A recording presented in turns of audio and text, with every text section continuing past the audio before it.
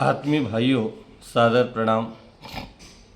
भाइयों बहनों, अक्सर अपनी गलती समझ लेने में किसी प्रकार की कोई हानि नहीं होती है, हानि नहीं होती है। श्रीमद् पावन प्रज्ञा पुराण के भाग 2 में युग ऋषि परम पूज्य गुरुदेव लिखते हैं कि एक पंडित जी थे और उनकी पत्नी पंडिताइन, दो ही बड़े शानदार व्यक्तित्व के धनी थे। पर पंडित जी को थोड़ा सा भूत सवार था। कैसा भूत सवार था? वो सवार था कि वो भेदभाव ज़्यादा करते थे, जाति पाति पर उनका ज़्यादा सोच रहता था। पंडिताई ने सोचा कि इनको सबक सिखाना चाहिए। भगवान ने जब मानव को मानवता दी तो कोई भेद नहीं किया, सबको इंसान बनाया, सबको दो हाथ दिए, दो कान दी, दो आंखें दी, एक मुख दिया, दो हाथ दिए, दो पैर दिए, बुद्धि दी, ज्ञान दिया, शरीर सबको एक समान दिया, सोचने समझने की शक्तियाँ दी है। व्यक्ति अपने विचार से, अपने ज्ञान से, अपनी बुद्धि जैसा जीना चाहें उसके लिए स्वतंत्रता दी, कर्म के लिए उसको स्वतंत्र कर दिया, कोई भेद नहीं रखा। लेकिन व्यक्ति अपने आप ही उसमें भेद करता है। तो पंडिताइन के मन में ये बात बड़ी खटकती थी और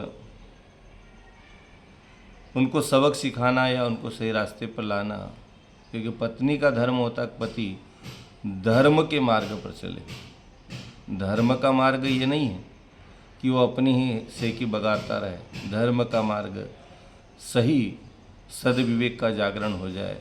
गायत्री मंत्र की आराधना ब्राह्मण को करनी ही चाहिए और गायत्री मंत्र व्यक्ति को सद्बुद्धि प्रदान करता है।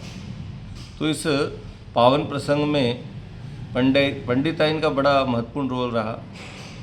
उसने सीख देने की सोची। एक दिन क्या हुआ कि पंडित जी कहीं बाहर से आए और उनको बड़ी प्यास भी लगी, जोरों की प्यास लगी थी। उन्हें पंडिताइन को पानी पिला दो। पंडिताइन ने कहा घर में तो पानी है नहीं। वो पड़ोस से ले आई, पड़ोस से पानी पिलाया। पंडित जी को बहुत अच्छा लगा, ठंडा था पानी। ठंडा पानी पीकर उनने गहरी सांस ली और उन्होंने पूछा ये पानी कहाँ से लाई? बहुत ठंडा है। पड़ोस के कुमार के यहाँ से लाई, पंडिताई ने उत्तर दिया। सुनते ही पंडित जी के तेवर चढ़ गए। उन्होंने कहा, लोटा फेंक दिया, चीखने लगे, अरे तूने मेरा धर्म भ्रष्ट कर दिया, कुमार के यहाँ का पानी पिला दिया। भय से पंडिताइन काँप उठी, उसने माफ़ी मांगी। अब ऐसी भूल नहीं होगी। बात आई गई हो गई। शाम को पंडित जी खाना खाने बैठे तो पंडिताइन ने सूखी रोटियां दी। पंडित जी ने पूछा कि साग नहीं बनाई? तो पंडिताइन ने कहा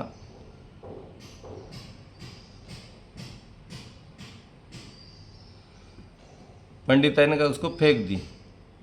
क्यों? बोले जिस हांडी में पकाया था वो कुमार के घर की थी तो मैंने तो खा ली, पर बाकी फेंक दी, क्योंकि आपको तो कुमार यहाँ की नहीं खाना है।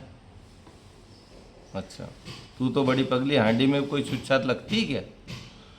अगर पंडित जी ने रोटी के 2-4 कोड़ खाए होंगे। फिर बोला पानी ला दे।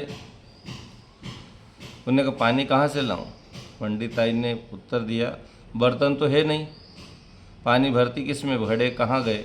वे तो मैंने फेंक दिए, कुमार के घर के बने हुए थे। पंडित जी ने रोटी 2-4 कोड़ जैसे तैसे और खाए। फिर बोले घर में दूध तो होगा, दूध लेके आ जाओ, उसमें ही मसल कर खा लूँगा। दूध भी फेंक दिया। बोले क्यों? बोले जिस गाय को नौकर दूहता है वो तो कहार है, तो उसके हाथ का तो आप दूध पी नहीं सकते, इसलिए मैंने दूध भी फेंक दिया। हद कर दी। यह भी नहीं जानते कि दूध में भी कोई छूत-छात लगती है। ये कैसी छूत है? वो पानी में तो लगती है, दूध में नहीं लगती है? पंडिताई ने पूछा। पंडित जी के मन में आया कि दीवार से सिर फोड़ लूँ।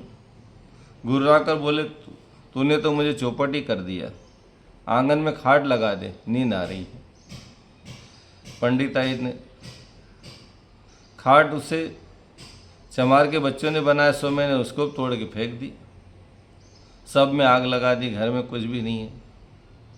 पंडित जी चीखे, हाँ घर बचा है, उसे भी छोड़ना है, वो भी तो छोटे छोटे मजदूरों ने बनाया, राज मजदूरों ने बनाया हुआ है। पंडित जी कुछ देर गुमसुम खड़े रहे, फिर बोले तूने मेरी आंखें खोल दी, मेरी नासमझी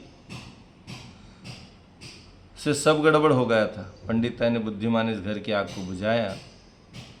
जिनके बल पर हम सुख भोगते हैं उन्हें नीचा समझना बड़ी भूल है। भाइयों बहनों, परम पूज्य गुरुदेव ने एक नारा दिया है, मानव मात्र एक समान, एक पिता की सब संतान। ये जो प्रसंग पावन प्रज्ञा पुराण में युग ऋषि लिखते हैं, तो उसके पीछे का उद्देश्य यही है कि हम आज किस दौर में जहाँ छूत छात के चक्कर में पड़े हुए हैं, मानव मानव के बीच भेद हो रहा है, और जिन लोगों से हम नफरत करते हैं, जिन लोगों से दूरी बनाते हैं, वो लोग सनातन धर्म को छोड़कर जा रहे हैं, धर्म ही बदल रहे हैं, और वही धर्म पे ओढ़कर, वही धर्म को धारण करके आज नहीं तो कल हमारा गला काटने वाले। जब वो दूसरा धर्म अपनाएंगे तो वो क्या करेंगे? अपने ही भाइयों को, सनातनियों को काटेंगे, मारेंगे। इसलिए हम इस उहापोह से बाहर आए। परमात्मा ने कोई जाति नहीं बनाई, परमात्मा ने मानव मात्र बनाया है और एक समान बनाया है, जिसमें जितनी योग्यता, जिसमें जितना हुनर, बुद्धि, ज्ञान, कौशल जिस स्तर की होगी, वो उसी लेवल का अपना वर्चस्व प्राप्त कर लेगा। हमारे यहाँ वर्ण व्यवस्था थी, वर्ण व्यवस्था में समान भाव से व्यक्ति अपने अपने कार्यों को स्वयं स्वीकार कर लेता था कि साहब जिसके पास ज्ञान है वो ज्ञान का वितरण करें। और अनादिकाल से आप देख लीजिए, और मध्य युग में भी देख लीजिए, जिसके पास बौद्धिक क्षमताएं थी और ज्ञान था, उनने भक्ति के माध्यम से, ज्ञान के माध्यम से, कर्म के माध्यम से लोगों कई शिक्षाएं दी, और वो संत स्तर के पूजनीय हो गए। उनको हमारे धर्म ने, सनातन ने ही उनको बड़ी बड़ी पदवियाँ दे दी। कई लोगों को हम गुरुओं के रूप में पूछते हैं, सदगुरुओं के रूप में पूछते हैं, संत के रूप में पूछते हैं, महापुरुषों के रूप में पूछते हैं। तो इसलिए कहीं भी भेदभाव नहीं रखा, जिसमें जितनी बौद्धिक क्षमताएं हैं।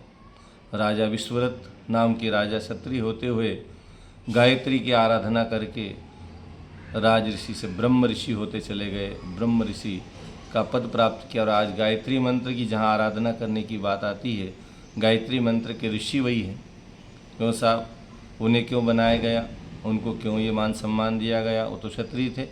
यदि इन वाद विवादों में पढ़ेंगे तो फिर कई प्रश्न खुलते चले जाएंगे। इसलिए ऋषि कहते हैं कि हमें जहाँ से भी ज्ञान जिस रूप में भी प्राप्त हो, हम प्राप्त करें, और मानव मानव के बीच में किसी प्रकार का कोई भेद न पाले, क्योंकि मनुष्य एक सामाजिक प्राणी है, और मनुष्यता जो हमें ईश्वर ने दी है वो समन्वय के भाव से दी है। हर व्यक्ति का हर व्यक्ति से कहीं न कहीं काम पड़ता है। यदि हमें बाल कटवाना है तो नाई के पास जाना पड़ता है, हमें कपड़े सिलाना हो तो दर्जी के पास जाना पड़ता है, हमें जूते बनवाना हो चमार के पास जाना पड़ता है। तो ये सारी चीज़ें एक दूसरे से जुड़ी हुई है। यदि इस लिंक को तोड़ दिया जाए तो आदमी फिर करेगा क्या? अकेला व्यक्ति, एक हम कपड़ा भी पहनते हैं तो हज़ारों हजार लोगों के सहयोग से हमारे तक ये कपड़ा बनकर आया है। किसी ने बीज बोया होगा, किसी ने उसको पानी दिया होगा, किसी ने उसको निंदाई करी होगी, किसी ने गुड़ाई करी होगी, किसी ने बिनाई करी होगी, किसी ने उसको फैक्ट्री तक पहुंचाया होगा, किसी ने उसे कपड़ा तार बनाया, धागा बनाया, किसी ने उसको कपड़ा बनाया, किसी ने कपड़े को सिला होगा, तब जाकर हमने कपड़े को पहना है। यदि ये समन्वय का भाव न होता तो आज संसार में अनेक प्रकार की समस्याएं खड़ी हो जाती। सब हमारा क्या, हम क्यों करें? और यदि ऐसा भाव जब जाग जाएगा, ऐसी विषमता जब संसार में जाग जाएगी, तो फिर समस्याएं अनेक हो जाएगी और समाज में जीना दुर्भर हो जाएगा।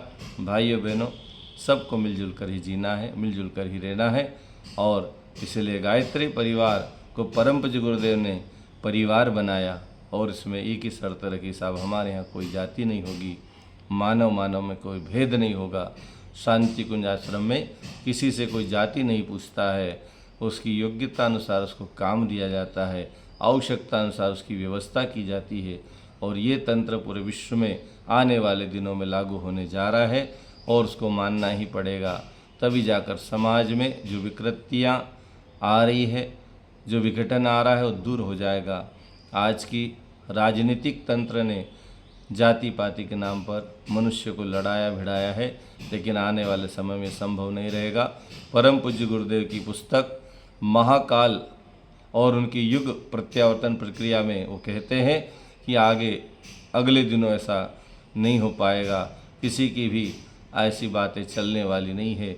महाकाल अब परिवर्तन के लिए आतुर है और मनुष्य की सोच बदलने वाली है, बुद्धि प्रखर होने वाली है और व्यवस्थाएं समानता की ओर जाने वाली है।